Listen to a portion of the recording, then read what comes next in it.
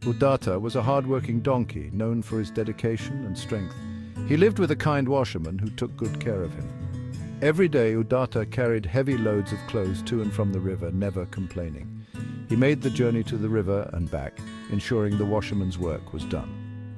Though Udata was often tired, he remained obedient and loyal. He understood that his job was important and took pride in his work. The washerman, in return, was always kind to Udata, treating him with respect. He provided Udata with fresh grass to eat and clean water to drink every day. The washerman would pat Udata's back and speak to him softly, showing his appreciation. Udata liked the washerman. Udata enjoyed his life of routine and work, finding contentment in his daily tasks. One day, while returning from the river, Udata encountered a jackal on the dirt path.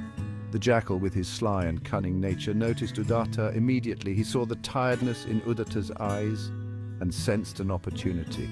The jackal smelled the fresh, clean laundry on Udata's back and was intrigued.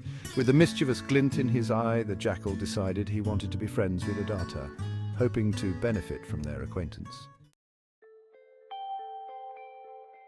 "Hello there, donkey," called the jackal, his voice dripping with false sweetness. "You look exhausted. What heavy burdens you carry." Udata stopped, surprised. He wasn't used to other animals talking to him. He looked at the jackal, unsure. "It's not so bad," Udata replied, shifting the weight of the laundry. "It's honest work." "Honest, perhaps," chuckled the jackal, "but surely terribly dull. Come, why not join me for some fun tonight? We can sing and dance under the moon." Udata had never sung or danced for fun. He thought about the washerman sleeping soundly. He thought about the quiet night ahead. Maybe a little fun wouldn't hurt.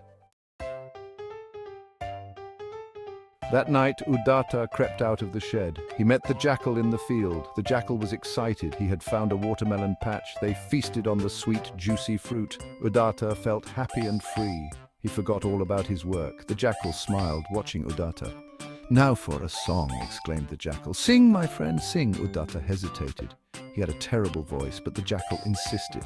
So Udata opened his mouth wide and let out a loud braying song. He sounded like a rusty hinge on a creaky door. He didn't notice the jackal slinking away.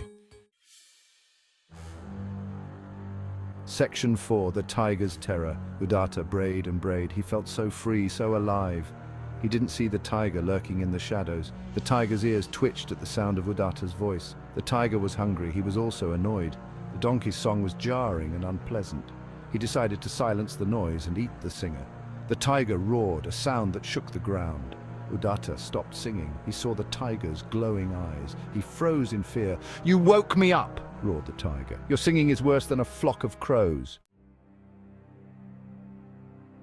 Section 5, The Price of Discord. Udata tried to explain. He blamed the jackal for the trouble, but the tiger didn't care about explanations or excuses. He was too angry and too hungry to listen. He lunged at Udata with all his might.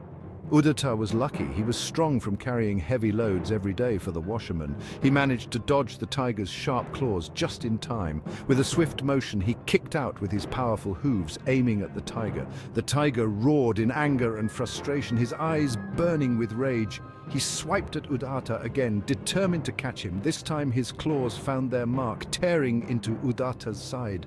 Udata felt a sharp, searing pain in his side and knew he was in serious trouble. He knew he had to escape quickly if he wanted to survive. Summoning all his strength, Udata ran as fast as he could, his heart pounding. He didn't stop running until he reached the safety of the washerman's hut, panting heavily.